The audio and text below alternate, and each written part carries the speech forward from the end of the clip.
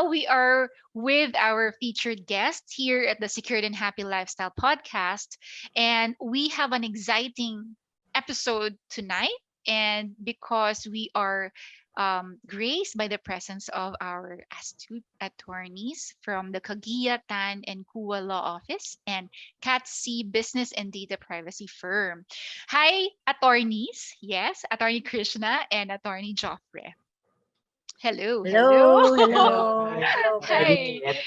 hello, Yes, everyone. yes. And later on, we will give you how we can contact them. But first and foremost, of course, we would like to know more about how they started in their career. Let's start with the lady first. Okay, so as I've mentioned in an earlier recording of this podcast, how and where she graduated and what are the credentials that she garnered during her journey. Attorney Krishna, can you tell me how you started with CATC? I believe that you previously was with a government agency, and what made you uh, put it up? Was there a demand, or was there a problem that you wanted to solve? As you've said, I started with the government. So after I was admitted in the bar in 2018, I worked with the National Privacy Yep. Commission. Mm-hmm. And there I was exposed to the data privacy law, specifically the Data Privacy Act of 2012. So it is really interesting field of law to practice, especially now that the demand is high. And there are because it's just a fairly new law. It was just passed 2012, and then the National Privacy Commission was just established 2016. So um, companies right now, or the public and the private sector, are just starting with their compliance Mm-hmm. efforts, and the Yep. demand for support, for consultations, legal advice are very high. So That's the great. potential is really there. So Mm-hmm. when I decided to end my career in the public sector, I decided to establish or put up my own firm. So So that's that's Taxi Business. yeah, that's great. So what you're saying is that Catsi was born out of the idea that because there's a demand, really, no, everybody went online during COVID, and this was established when, to 2020, Yes, just this year, okay, January 2020. January 2022. So guys, it's so relevant and timely that we have protection in our cyber environment, right? So what Attorney Krishna was saying, and yes, if I am getting you right, is that out of the demand for the privacy law, we want to put forward something that will protect the citizens, not only in our community, but also the cyber citizens that we have, especially the children, because they are the digital natives of our time. Attorney Krishna and Attorney Joffrey met in PUP. That's in Manila, right? What's Yes, the Correct. Yeah, okay. Santa Mesa. Yeah, okay. So, um, little that you know, guys, that they're a couple, and you went through the same course. So from freshman to until you graduated. Okay. Yes. Ang galing, may Yes. accountability partner. Ang So galing. Dapat we pumasa. studied together. Right. We reviewed for the bar together. Then So walang pressure. I mean, 'di ba? Paano kung yung isa parang we pressure one another. very So good. That's nice. we have this no we have this competition during law Mm, school. So whoever got the highest grade per malilibre. semester will treat the other. Wow. Yun. Amazing. And how did you feel about treating her always? I'm sure I bet you, no? Yes. I bet you, not just that, Of Attorney Krishna. course, I I know that, always win. but because Attorney Joffrey is a gentleman, first and That's right. That's foremost. right. So Ayan. that's the Pinagtanggol kita. example doon. So, Yeah. of course, I don't want to like bullying her. So many times that I allow her to just To win. win. Ay, nako, ang nice. Ang galing nun. Oo. So, Attorney Joffrey, you specifically chose litigation as a practice. Both of you. you like, is that a specialization that you both agree on taking, or that is your first priority, first choice, both of you? As for me, yes. Litigation has always been my first option, and you can already say that is a first choice or a specialization, should I say. So, andun yung at first yung Ah. always the passion to always when you ask why do you want to be a lawyer, Mm-mm. mostly they will answer you that of course we want to defend those who are unable to Yes. defend Oo. themselves and to prosecute the criminals to the full extent of law. Mm-mm. So it is not actually sufficient for you to stay in fight during law school. Kailangan nandun pa rin yung talagang pagtsatsaga. And Mm-mm. ako, ang isa sa naging motivation ko talaga is yung litigation. Kasi there are Mm-mm. other specializations in law like yung corporate, yung Right. sa intellectual property, like data Oh, privacy. So, yes. Oo. kailangan meron kang gano'n kung ano ba talaga, kumbaga yung vision mo, yung nakikita mo yung sarili mo, after law school and after passing the bar. So, I would say that litigation was my first choice talaga. That's nice. You know what? Backing each other up until now really is very inspirational for those couples out there, or probably those who are still in college, and they're in a relationship. Being accountability partners really is something that you should do. Tignan mo, nakatapos silang dalawa, and they're, Yes. 'di ba, they have their own firms to na establish, and they're helping a lot of clients, I'm sure. I have a question in terms of household. you know, both of you are lawyers, so I'm in the motion that probably sometimes you argue also. Natatapos ba ang argument between the two of you? Argument when it comes to cases, it hindi natatapos. It's always Yeah. open-ended Yeah. because Okay. he has his opinion, I have Mm-mm. my opinion. So, but Oo. but since it's the last decision will be his because he's the one really handling the case. So it's Oo. just getting my input. So it's up to him if he'll adopt my suggestions or not. But Okay. actually, for personal arguments, there's Yeah. really none. Or I Kasi think nakakapagod, he 'di ba? still also lets me win. So Oo. Parang, 'di ba ganun din yun, sometimes silence is also a form of winning, 'di ba? Attorney yes, Joffrey. Okay na, that's right. nakakapagod na rin sa work, 'di ba? O, Ang kagandahan kasi ang kagandahan din sa'min magkaiba kami, totally ng specialization. So pagdating oo. sa data privacy kasi, Siya yung expert. that's right. So Oo. since she is the expert on that field, so whatever her opinion would be, I respect. That's nice. So I do not argue it. In same way na pagdating naman sa litigation, trial procedure, Right. nakikinig naman siya sa'kin. Although there are times pa din that I ask her Mm-mm. regarding her opinion on my On case. litigation. Kasi, Yeah. you need that eh. Sometimes you need someone who's thinking Outside of outside the the box. box. Right. Oo. And that's which leads to my question. Is it okay to tell everybody that you have two boys? Okay, so I'm sure the boys are also taking after the smarts of the parents, right? How do you guys grow them? Like, do you show that you have that argue sometimes, or you keep it to yourselves? Because that's the environment, and this podcast is really more on how we can grow children, be a successor. Yeah, do you see your children to becoming lawyers as well? Practice yung gentle parenting. So right now siguro hindi pa nila naiintindihan kasi they're Ah, 2 and 1 year old. So yeah. masyado pang bata, Mm-mm. they still don't understand. But we always find a time na to Quality dedicate time. lang quality time with them. That's Right. every afternoon. We walk outside. So ayan yung routine namin every day yan. That's They great. already know that. Kaya pag patok ng 5 p.m., nag-ingay na yan. So they know na It's my time. it's their time to Nagde-demand go na. out. Oo. Yes, That's they know great. that.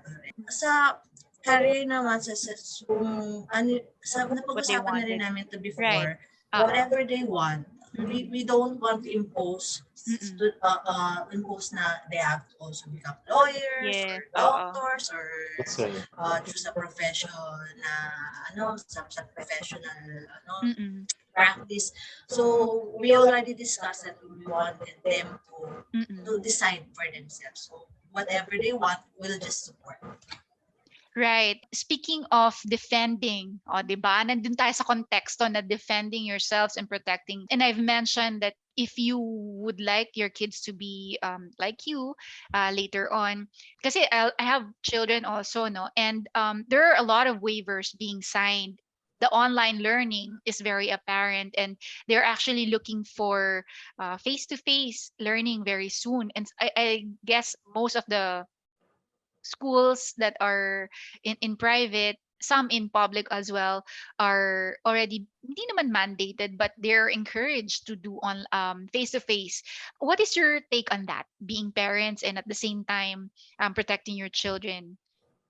Would you like them to be face to face with other children, or would you like the distant learning better? As for me, I will still go with the Face to face-to-face face. learning. Kasi iba yung development eh. Other than the academic, they're learning from their environment and from their friends. Yung socialization, malaking bagay. Yeah. Nagiging extrovert sila instead of fully or 100% na magiging online yung learning nila. They Mm-mm. will become more of an introvert. Right. So, yung yung socialization nila hindi ma-develop in short. Mm-mm. Kasi iba din yung mga bata kapag yung learning nila is nahaluan mo ng laro. Ako, mas power sa akin yung face-to-face learning. So in terms of, babalikan ko si Attorney Krishna, no? So since the kids are mostly online, how do we protect them from cyberbullying? Usually kasi ngayon nasa cyber na yung yung mga things, no? Mm-mm. And do you guys have parental locks in your apps on the devices, or do you even allow your children to use devices? Oo, yan nga yung isa sa mga very prevalent na topic kapag dating Right. sa data privacy, yung how you can protect the data privacy of your children. Kasi Right. under the law, they also have those data privacy rights, and since they're minor, they are exercised by their parents. So Correct. as parents, we also have to always watch out if we already allow them screen time. We have to Mm-mm. make sure that they're using mobile applications or applications that are children friendly or kids friendly. Mm-mm. And the good thing about Google Play or Apple, they Mm-mm. already have this feature Yeah. where you can you can determine if the apps are good for kids, or they can just filter the apps that can be downloaded by kids. So you just have to make sure that those features are turned on On your your devices, devices. right? We already have that. Whenever you allow them to watch YouTube, meron ding YouTube for kids. So just you have to just monitor. Hindi pwede yung basta mo na lang iiwan sa Gadget kanila yung time. gadget, no? Right. Dapat as much as possible may katabing adult. Mm-mm. Also checking kung ano yung pinapanood nila, kasi minsan may mga nakakalusot pa rin na mga palabas that's not Mm-mm. really kids Right. Mga friendly, or ads, kahit right? sabihin nila na for kids, pero 'di ba iba pa rin yung culture, or iba pa rin yung mga tinuturo na na Nakakalusot, no? may kakaiba pa rin. So Mm-mm. they can ang kids pa naman madaling matuto, 'di ba? They can really Correct. adapt easily. So And yun. 'di ba, there are also secured websites, ganyan. You have to clear Mm. your Yes, cache, and cache. then yun nga rin isa sa mga pino-promote natin, no, yung correct online attitude. So as parents, Correct. you also have to practice how we conduct ourselves online. So ngayon Correct. kasi Oo. we're already in the with all this digital innovation, diba? Where um uh, the way we conduct our business already changed, the way Right. we shop, the way we book our rides, the way we do schools, diba? It's Yeah. all online. Oo. And with this online platforms or digitization, syempre nag-evolve din how crimes are being committed. Kaya nga Correct. nagkaroon tayo I ng agree. Cybercrime Yes. Prevention Act, di ba? Mm-mm. And we have here tips kung paano dapat natin protektahan or how we can protect ourselves online. So we have tip number 1, use Mm-mm. a passphrase instead of a password. So, hindi na lang Ari. siya pwede, mas okay Oo. yung passphrase na Okay. combination of words Alphanumeric. that Oo. means that may make sense to you but will not make sense to others. So, use Okay. different passphrases for every account kasi we tend to use Ang one password dami. for all Dapat our nakalista. accounts, di ba? So, Oo, ang daming it's ano. better to also update them regularly. Use only secure websites. So, Mm-mm. you have to make sure na may HTTPS dun sa address bar. So, Bakit that pag means walang it's S, it's not the fake? it's Ganon? yeah, not secured. They're not Ah, using encryptions or okay. especially if they'll be asking for your personal information. So it's a big no-no. Do not fill out any form or Oh, provide any information okay. on Paano yung those ano? websites. Paano yung Bitly? Yung mga ganong forms? Okay lang ba yon? Yung mga Um, pinaikli na ano, na mga Oo, links. okay lang basta yun nga yung yung HTTPS na nandun Okay. yung na showing that it's secured. And Okay. then make sure that device you're using the Mm-mm. device you're using are also secure, 'di ba? Meron tayong mga Right. screen locks or Oo. using passwords And not on your just mobile devices pati yung mga ating mga And desktops. I think this is also applicable for corporations, 'di ba? Usually, if Mm-mm. you leave your station, you have to Yes, you lock have to lock your your computer. PC That and should your be company a issued habit. phone. Tama That's right. 'yon. Oo. Kasi baka mamaya may magkamali, maglagay ng Oo, zero. Ang daming zero mga dun. yung shoulder Oo. sniffing, yung 'di ba, magtitingin-tingin sa shoulder mo. Yeah, Dapat oo. you do not allow anyone na titingin-tingin habang you're using your computer, Tumitingin ka ba especially. sa phone ni Attorney Joffrey kapag may Minsan ka-text siya? pasilip-silip. Kaya pala naka-2 authentication Oo. key pala siya. Naka-face Oo, recognition. Okay. naka-face record. Alam O ko sige, rin what's naman your yung next? ano, Oo. may password pero alam naman Alam mo natin yan. din. Oo. Oo. Tapos Right. meron pa siyang lock inside. Sobrang nice, no? Pero yung sinasabi nilang update software, kasi sometimes there are apps that are not functioning well if you update the software. Pero kailangan pala siya, no? Yes, This is oo, also a kasi it security will feature. yes, it will update the security also of the device. So, Mm-mm. yung lalo na ngayon the threats, these Yeah, viruses, these malwares, they're true. also updating. So, Mm. we have to also update the software of our Grabe, no? devices to update the protection. Mm-mm. Hindi lang pala sa tao may virus, meron din dito.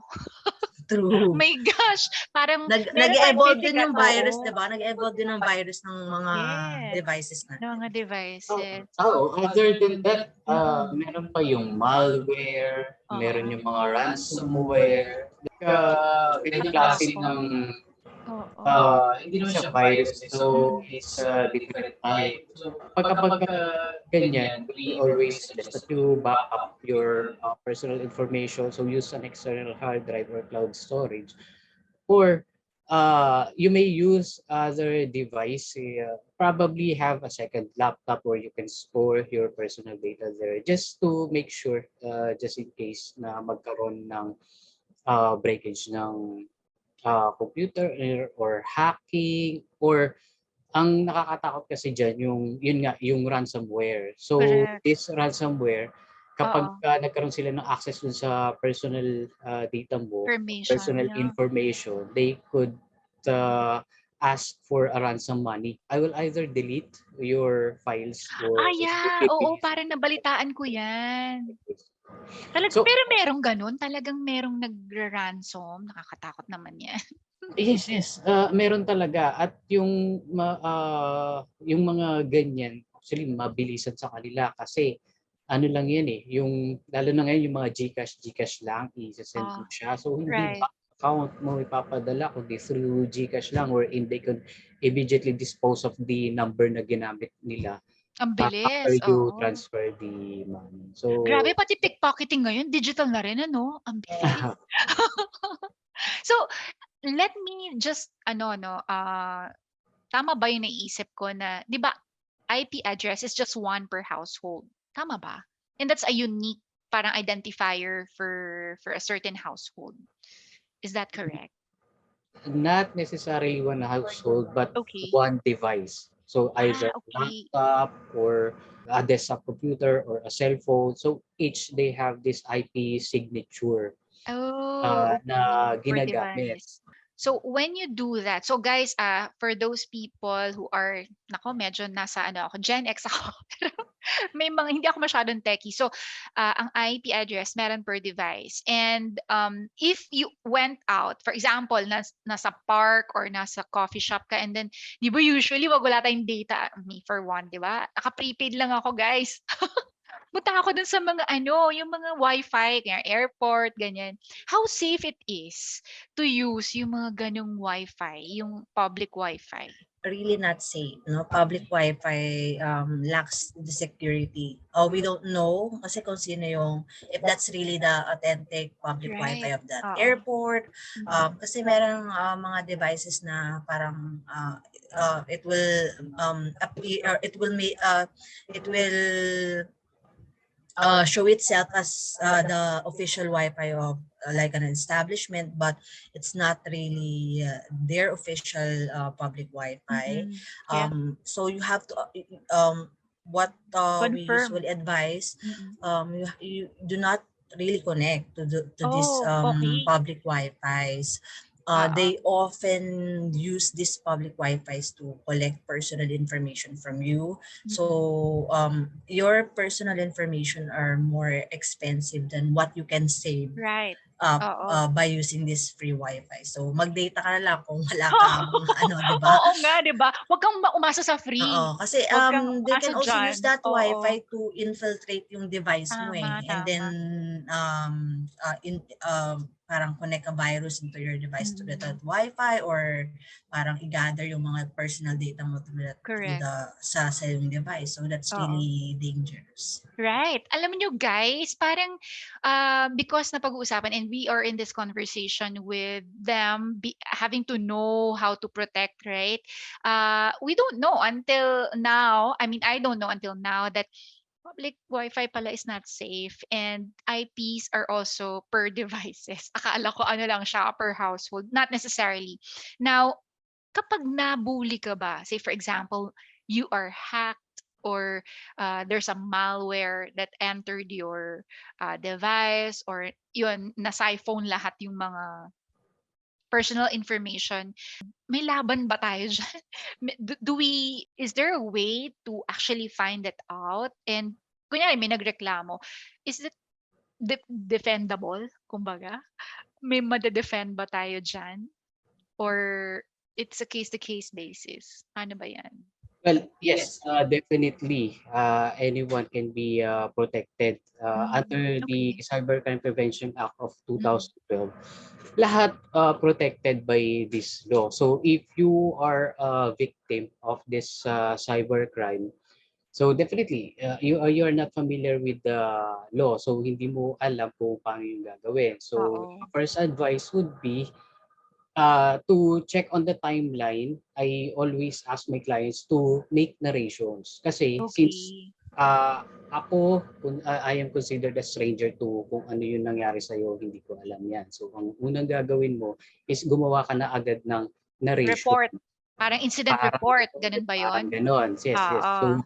So dun sa narration mo, may timeline doon and make sure na you will put there yung mga minsan yung unusual na Unusual. Okay. events na kunwari Paano kapag nakapansin ka fault lang mo? yung Kunyari ako ganun. yung client, ay hindi ko alam. Ganun pala yun. Kaya pala. Kaya pa rin ako ipagtanggol ni Attorney Joffrey. Kaya pa But din. there Oo. are cases na you do not know na Yeah. what you did is actually let's say cause Kaya ka damage naging vulnerable. to someone. Oo. So Oo. it's a case to case basis pa din. Kung may pagtatanggol, yes, always. Yeah, oo.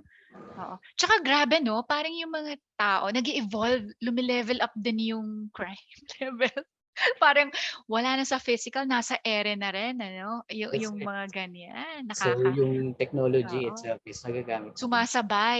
So parang sa medical practitioners also, you guys have what do you call that? Kasi sa'min CPDs, what do you call your continuous education? Do you also give MCLE. Sa ah, lawyers naman MCLE, mandatory MCL continuing legal learning. education. Legal Yan. education. Ayun. And Oo. that's part, Attorney Krishna. That's part. The cyber, the ones that are there up in the air. Yung mga cloud, kunyari. 'Di ba companies right now are moving into, or sometimes they have the business in digitalization. And I think these are the um corporate accounts that you have with Catsi, right? I mean, these are the people whom you really protect because of the probable vulnerability. And does the, for example, it's a multinational company, can they also consult with you at Catsi? Yes, actually. So, kasi every organization, may it be in private or public sector, they're covered by the law, so they're required to comply. Once you collect, use, store, dispose personal information of an individual, you're already considered a personal information controller. So that's the term used. So you have the control of how data is collected, used, or stored or disposed. Then if that's how you conduct your business, then um you're covered by the law and you're required to comply. So uh CATSI consulting will assist you how you can comply with the law. So we'll provide step-by-step process Do or you guys audit step-by-step also? assistance. Do you guys Yes. audit? Okay, that's the uh, uh, prime step first. You Okay, have that's to know good. the baseline. What's your status of compliance? And then how will we go about? We'll make a plan, and then what's the scope, and then the planning. And that's nice. Parang project management. Parang you get into the picture. Say, for example, I'm a corporate multinational, and very vulnerable ang system, for example, because nobody knows that cyber can also be hacked. And well, we know that in the past, but then if you are running a business and it's digital, I think prophylaxis is needed, and that is when you contact CATC Business and Data Privacy Inc. And personally, will you go there, or will this be virtual? How do you guys do it? A combination, because there are checks, or there are activities that will have to be on site, Okay. especially if we'll audit how they really Mhm. process the data Right. in actual. So we have to observe how the data flows from one How department they to. treat the data. Yeah. Yes, so Are that's you the part of the pioneer? Are you the assessment. pioneer here in the Philippines, Katsi, for this type of Not really. not There are really. already the existing firms. I think that it's not enough to Yeah. cater the Mhm. demand. For those CATC clients, do you also look into them, or naipapasa ba from CATC to your law office, Kagiyatan and Kuwa? Yes, Okay. in instances na kapag Mhm. pumasok na sa litigation na yung issue, yung concern nila. So, nagkaroon ng violation or nagkaroon na nag-commit ng mistake on the transaction or merong hacking na nangyari. So, yung sa legal, so definitely may part din doon na nagiging litigation na. So, in those cases, yun, na nagkakaroon na ng coordination between the two firms. Right. And we know that banks are usually hacked, right? I mean, maybe in your practice, you have encountered these types of cases. What if banks are, what do you do if you become a victim of bank fraud? Maybe give us an overview lang. I have a few other questions about this, but mm, you may answer any of you. Uh, what if you become a bank fraud victim? Mabilis ba yung process? Was there a turnaround time that you observe also? So this is more of a litigation case kapag if you are a victim of bank fraud. It's more of a litigation case. So again, what we ask is that gumawa ng narration or report si victim. Kasi kapag si victim, tinanong mo lang ng verbally, ang mangyayari kasi dyan, parang nagpo-provide siya ng information na nagja-jump siya. So mas maganda pa din gumawa ka ng narration, and then si bank ang sasabihin sa inyo, okay, once you submitted the narration to them, they will tell you that they will conduct an investigation. So with this investigation, if they deny yung refund or reimbursement, or Mm-hmm. ikaw mismo you don't want to pay for that fraudulent Right. transaction, which is Oo. usually the case, the bank will Oo. first definitely deny Right. your refund. So kapag nangyari yun, you look into the policy na. So first kasi they will provide you the investigation. This is the result of the investigation. Ganito, ganito. Mm-mm. You compare it with the policy na pinirmahan mo. Pero Oo. syempre, the usual client, hindi rin naman yung But tinitingnan niya. Some do lawyers. you guys sorry to cut, attorney, you do you go to a certain authority in terms of that, like if we are lost we go to a policeman, right? Is there a certain authority where we can report frauds to, especially if it's a bank transaction? Yes, there is. Mm-hmm. There is NBI Cybercrime Meron, Division, okay. and Mm-mm. even the PNP, meron na rin silang Cybercrime Division. So they can Okay. go to that government agencies to assist them with their, Right. let's say, claim or for claim for refund. Okay. This question is for Attorney Krishna. If somebody is a victim of data breach, there a turnaround time for that? Dapat within ganitong oras you have to report it, otherwise it will be dismissed, something like that. If you are a company and you experience breach, so you have the obligation to report or notify the National Privacy Commission. Okay. So you have to provide the details, how it happened, chronology of events, what did you do to mitigate the incident, and then whether or not you already notified the affected individuals whose personal information are included in the breach. So those that's your obligation, and you also have to notify the affected Mm-mm. individuals within 72 hours. So Dapat. mabilisan Oo. ang process if there's a breach. If you're an individual and you're a victim of or if you're one of those affected, what do we call data subjects, no?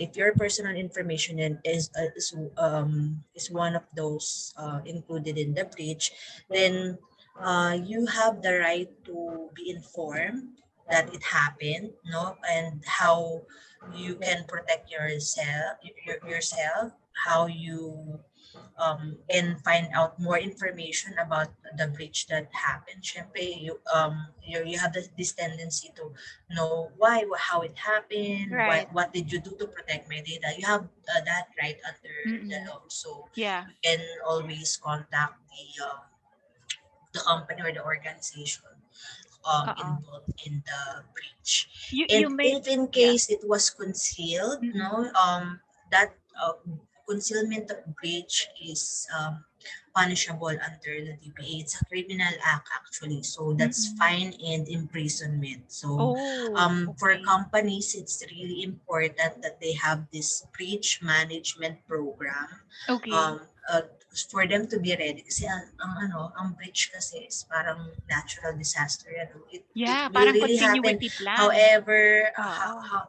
however your hindi however parang even though you're prepared, diba, it will Mm-mm. really happen, hindi maiiwasan. So, dapat you have the program, you have the policies in place, reporting mechanisms. So, everyone in the organization should know what you should do when a breach Mm-mm. happen so that you'll avoid liabilities in the future. So, mas Right. malaking Yeah. sakit sa ulo yun kapag And penalties. Does it nagkaroon ng involve breach and you're not penalty? ready. Yes, Yeah. for sabi ko nga Monetary. hindi lang fine and penalties. You can be imprisoned. Right. Those responsible officers, Mm-mm. if it's found that you've been negligent, no? So Mm-mm. ano ba yung magiging proof ng negligence ito? The Right. fact that you do not have a breach management program in place, Dapat or if you added do not pala have siya. the Oo. adequate security Mm-mm. for your data system or for your processing system. So those are parang evidence of negligence on your part, and that can be used against you. They can file a criminal complaint against Complaint. you. So yun yung dapat nating iwasan. Then I think this is applicable if you are a startup, you are already existing, or you're towards, especially if you're towards business legacy or succession, diba, to your children. Kasi datihang mga corporations, especially those that are built by the lolos and lolas, doesn't really, make these are not known to them until now. And what I like about what you said in CATSI Business and Data Privacy Inc. is that you provide audits. So when that becomes your recommendation that you need to have a breach management program or policy inserted in your handbook because it's very pertinent kasi it's not just that you will lose money right but It's the it's your client. client's trust, no? Correct. It's The really important for credibility. the business. Yes. Correct. Mm-mm. And we don't want to go through, 'di ba, the litigation part, which is Yes. also very apparent. So if I am a business owner, I am required to comply with DPA, no? Tama ba, attorney? Yes, Ayan. Data Privacy Act of Okay. 2012. So no Mm-mm. matter how small the business is, for as long as you collect, use, store, or dispose personal information of an individual, you're already covered by the law and you're required to comply. So, Right. So, and I think you, Attorney Krishna, and probably Attorney Joff also give talks about Data Privacy Act. This is the perfect time to also invite everyone to your specific and to your respective websites. Maybe we can start with Attorney Joffrey for the law firm. Yes, our official website is www.ctc.ctclaws.com. So that's Caguiatan po ctclaws.com. Or you can just type name of the office. Again, that's Caguiatan and Law Offices. Mm-mm. We also have our official Facebook page. You can Nice. search Ayan. for the name, Caguiatan and Law Offices, and Yes. then you will see our information there. So, Yep. real Reach time us. naman sasagot kung sino man yung available. Yes, yes. 'Di ba? Oo. Definitely. All right. So, specifically ctclaws.com ba or Dot .ph? com. Dot com. .com is specializing on litigation, Philippine law, right? Litigation, kasi since ako yung sa litigation Mm-mm. partner. Your So partner. the other specialization, others Mm-mm. aspects of law, meron din kaming lawyers para doon, like corporate lawyer, tax lawyer, so sa intellectual property, sa That's family great. Oh, there's lawyer. a lot ngayon to have IPs kasi ang daming nag-online ngayon, no? So, Right. that's great. So for those people listening and watching in YouTube and in Spotify and Apple Podcast, please visit their website www.ctclaws.com. Tama ba, attorney? And then Yes. for Cat C, may you please invite them, attorney? yes, so if you're interested to know more about our services, you can visit our website, www.catcydataprivacy.com. Okay. And we also have a Facebook page, Mm-mm. Catsi Consulting.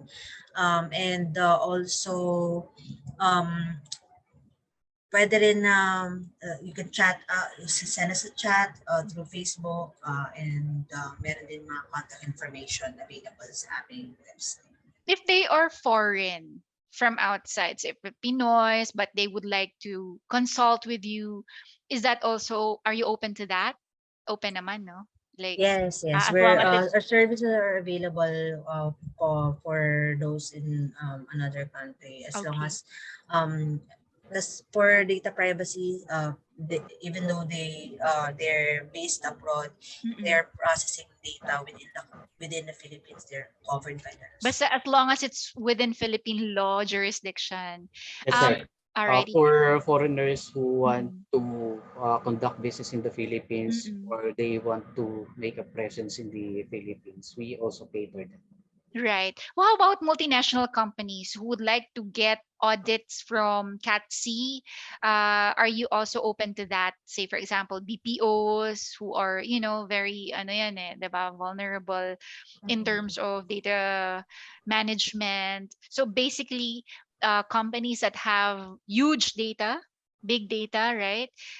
CATC, you may consult with them and maybe you can contact them for more. They can also have webinars, 'di ba? Like here in our office, we invited Attorney Krishna to talk about data privacy, and it is factored in our handbook and the the one that you mentioned a while ago, the breach management program, and it's very important. Any last some things that you would like to tell us, or maybe a few words that you can leave our audience and our listeners on how to protect. So, pag nabubuli na kayo cyber, saan sila pupunta? Kay Attorney Joffrey ba agad? Or kay Attorney Krishna? Is there a certain level of steps? Ako always kasi, again, yung palagi sinasabi ko is that make a narration or yung report niya and preserve the evidence. Yun ang pinaka-importante. So pagdating sa cybercrime, you need to screenshots uh, That's yung good. mga That's good. possible na evidence. Mm-mm. Okay. What about Attorney Krishna? Yes, for the organizations, you may be in private or public sector, better to start complying with the Data Privacy Act. Let's not wait for us to experience breach before we act. Better to be prepared than be sorry in Right. advance. With that, we thank you for securing us tonight, for giving us tips. There's a lot to look forward to this two lovely couple of the Caguia Tan and Kua Law Office and CATC Business and Data Privacy Inc. I hope that you learn a lot, and if you please have a testimonial on the Apple Podcast and Spotify, maybe you can download or share this to your friends. So I thank you, the Kagias, yan, Team Kagia o Cam Kagia. Thank you, Coach Thank you Thank so for great you. much. opportunity to share our knowledge with Yes. your audience. Oh, that of course, of course. I hope that we will have a segment here in the podcast, no, reviewing some of the most encountered case. So, we'll let you know if we will have that if they have free time. But I hope that later on we will look forward for a book probably from the two of you. Yan sana. Oh, ayan, pressure. We'll find time. Yes, Attorney, find time for the Attorney book. Krishna. Yes, Thank you, yes. Oh, yeah. prepare na. Lovely. Okay, thank you for watching, and may we all have a secured and a happy lifestyle.